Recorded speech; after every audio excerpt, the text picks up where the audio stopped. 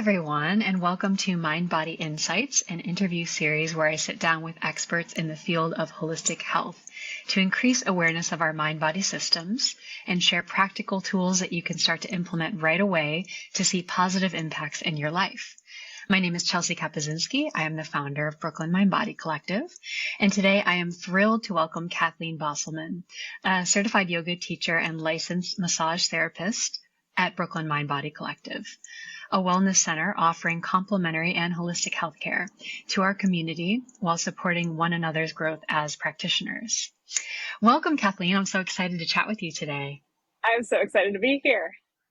Yeah. And so today's topic essentially boils down to, why do people think they can't talk during a massage? And what are the benefits to talking and the benefits to not talking? So I'd love to dive into that because I think it's something people actually struggle with, and it's a source of discomfort for people. Yeah. So yeah, my very first question is, why do people assume that they or their massage therapist shouldn't talk during a massage? Oh my gosh, I'm so excited. This is a soapbox moment for me, so I'm going to try to keep it contained a little bit.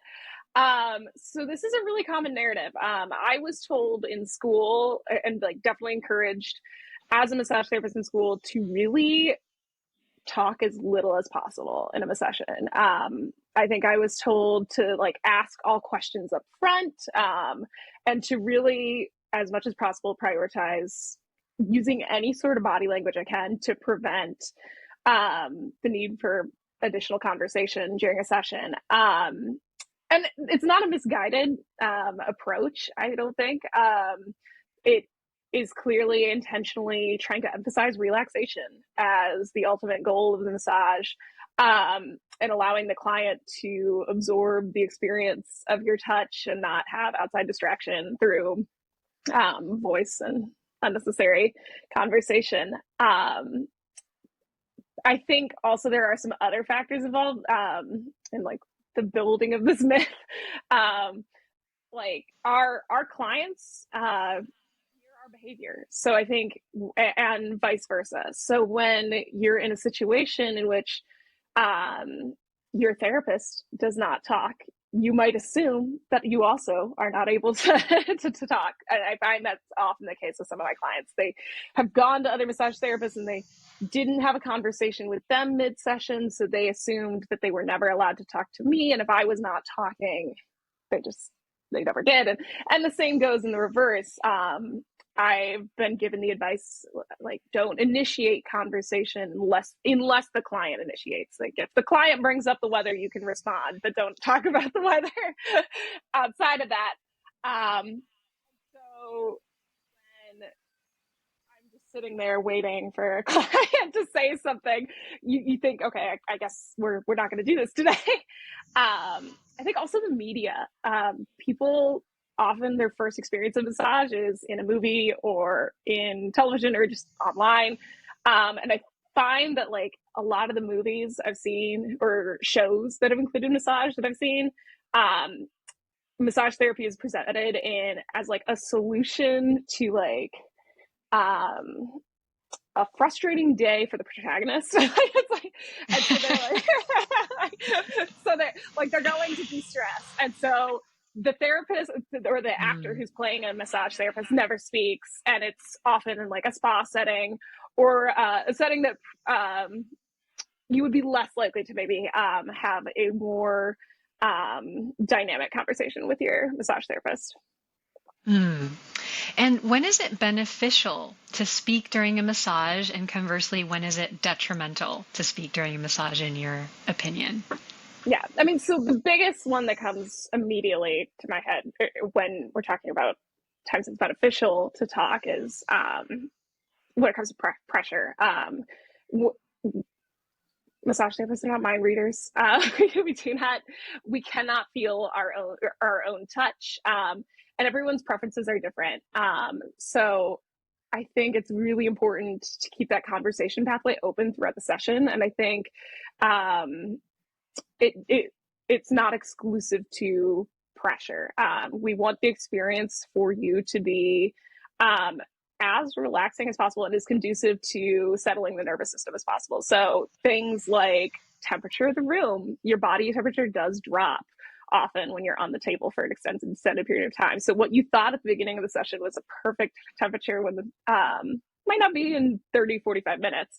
The music, I mean, sometimes stuff comes up on my Spotify that I'm like, this is awful. I wonder what the client is thinking. Been there too.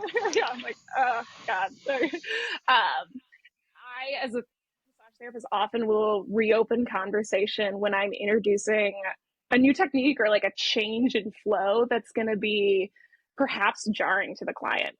Like an example of this, when I introduce skin rolling for people who are watching this, it's this technique where you kind of pick up the skin and you roll it under your fingers. It can kind of make people's skin crawl. People are not always ready for that. And so I will always say, especially if it's a new client, okay, so I'm going to be introducing a new technique here, if that's okay with you. It's called skin rolling. This is what it's going to feel like. We're going to do this for a couple seconds, and if you don't like it, we're just going to stop there. So you're going to let me know what that feels like. What else can I say? So that is the those are some of the times where it's good to talk. I think one of the other example, I think there's hesitancy to talk about things that are not strictly business, so not directly related to massage. I don't think that's always true. I think there are clients that need a little bit more chatter to settle their nervous systems. We don't all relax in the same way. I am one of these people. I need to get it out first. So I need maybe 10, 15 minutes of just mindless chatter in the massage before I like really start to settle. And I don't think that's wrong. I think where this can get out of hand is when the noise starts to take you out of the experience of the touch. I think if it gets to that point, maybe we've pushed it too far. The other times where maybe conversation is not as necessary is when it's not allowing you to settle in your nervous system. If you're feeling anxious about anything that you're saying, that's probably not conducive to the overall experience of the massage, or anything your massage therapist is saying. Language is really important, and if your massage therapist is not using language that allows you to settle, that's probably not appropriate for the session. Yeah, absolutely. Yeah. And I'll speak as a practitioner body worker myself to that experience of, is the chatter like, not only is it taking away from the client's ability to drop into the session, but it's also like, I only have this much brain and this much attention span. And so the more I'm listening to them, the less I'm listening to my hands. I can do both, but I'm taking away from one to do the other. And that's okay to an extent, but maybe not for a full session, right? Then there's a question of like, is the client really getting the most they can out of this? And am I, as a practitioner, able to like deliver the best work I can do if I'm also trying to like keep up with, their storyline? So yeah, I think you bring up a really good point of like, people can kind of ask themselves on the table, like, is this helping me drop in? Or is this kind of like, this ball is just rolling down the hill and I'm falling in and I'm talking for 60 minutes. So yeah. I think we've all had the experience of having a client that has been maybe not as thrilled with their session afterwards. And we're like, well, you talked a lot. And that's you really bring up a very true point here. I was not able to give you what I wanted to give you because I only have so much bandwidth. Okay, so let me ask you this question then. If that 10, 15 minutes of initial sort of mindless chatter keeps going through the session, and like you as a practitioner are kind of noticing that they're not dropping in and it's hard for you to focus, do you have like go-to scripts or invitations, things you might cue the client to invite them to stop the chatter? Yeah, I think my initial line of here is often to invite them to notice the sensations underneath my hands. So bringing them back to the touch itself usually is pretty effective.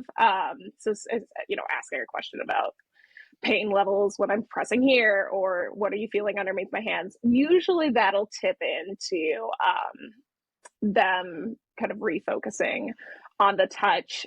If that doesn't work, I often will be very blunt and say, I think this may be something we can table until after the session, or we can revisit this later. And often that's enough. Yeah, yeah. And I think, like you're offering these cues and even sometimes these blunt, Yeah. statements as a way to help them because they're there and they're paying for a session and wanting to get the Right. most out of it. And then what would you say is the role that dialogue creates between the client and practitioner in bringing out the best possible clinical outcomes? Yeah, I think especially during the first session, dialogue is key. I often tell clients up front, like, I think of the whole first session as really that's your assessment. We don't just do intake here. The intake is the whole session. Because until I get my hands on you, I'm just not gonna know certain things about your experience. So no matter how many questions I ask in the first like 5 to 10 minutes, somebody walks in the door, something inevitably always comes up once we get on the table.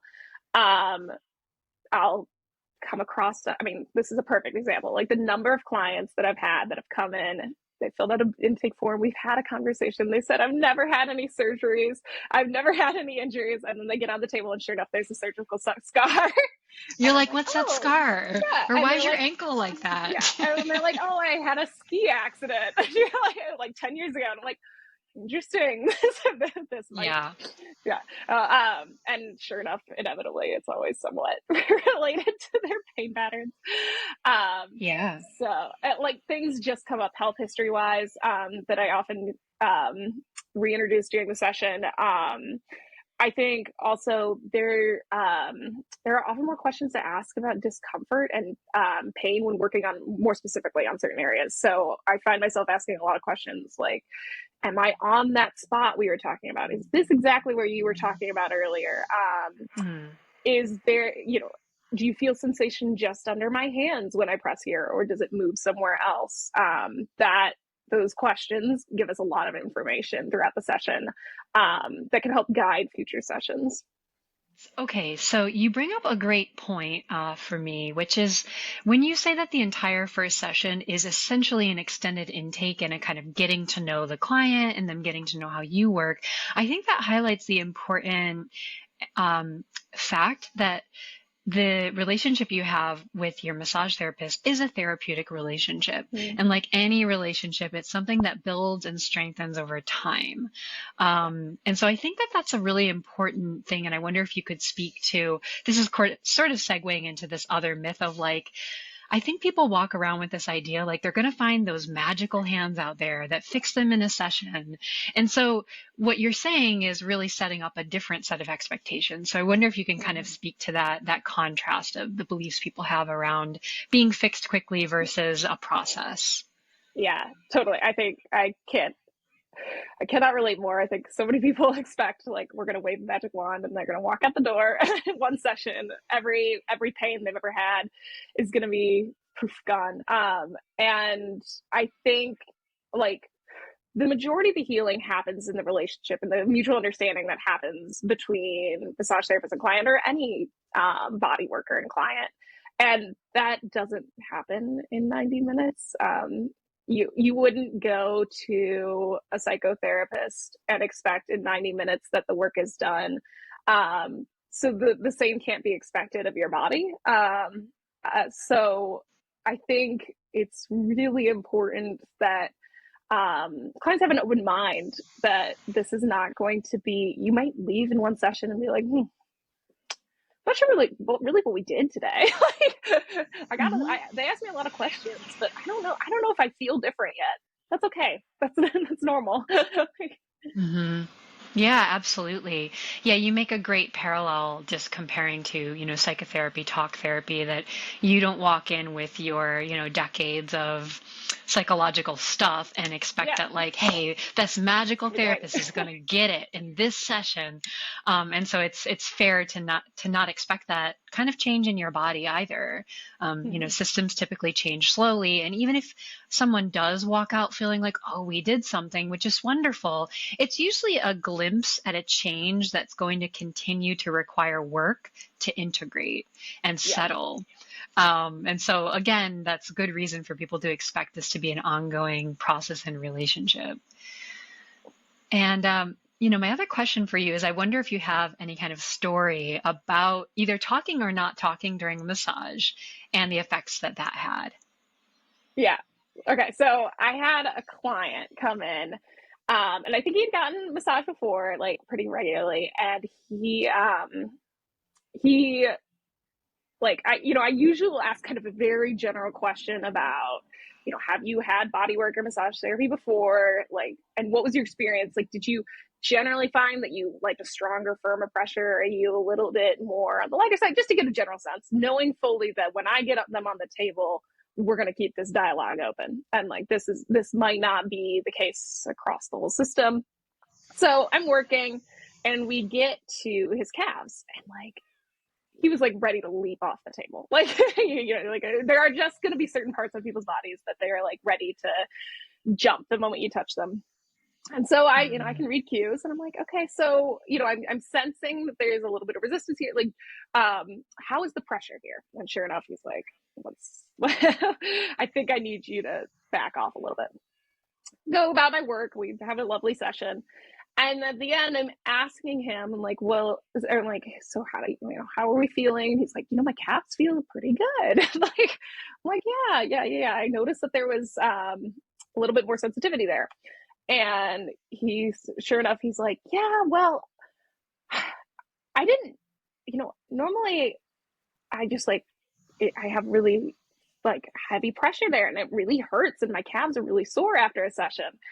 And I was like, yeah, well, I think certain parts of your body are going to need a little bit less of that. And he was like, you mean like it doesn't have to be consistent the whole session? And I'm like, yeah. And he's like, oh, so it could be like, it's like more like a buffet. Like I can choose. And I'm like, yeah, it's like a buffet. But so you have this perfect situation of like somebody who didn't necessarily know to advocate for a different degree of pressure or a different sensation. And it affected their treatment outcomes. So I think it's really important to ask. And it's great. It's great that you were able to adjust the pressure in a way that his calves actually felt good walking out as opposed to like feeling beat up. So it's wonderful that you're working with people through what I like to call a spectrum of touch. You have the very light and, the skin thing you were saying earlier that's light and superficial. And then you got like, you're going in there, your elbows in, so that's just wonderful that you're able to really tailor your approach in that way for people and pick up on their cues. So, Kathleen, how can people follow you? How can they book a session with you? Because it sounds like you're a wonderful massage therapist that really tailors sessions to clients' needs. Yeah. So the best way to book with me is to go to brooklynmindbody.com. That's Brooklyn and then mind body, all one word. And you can subscribe to our newsletter there. And then you could keep up to date with different offerings, workshops, classes. On Instagram, it's at K Bosselman. K as in kite and then B as in boy, Ostleman. Awesome. We'll be sure to link to all of that in the description below as well. Kathleen, thank you so much for joining us today and myth busting around talking during a massage. And thank you everyone for watching, and we hope that you learned something and that you'll be happier and more comfortable in your future bodywork sessions.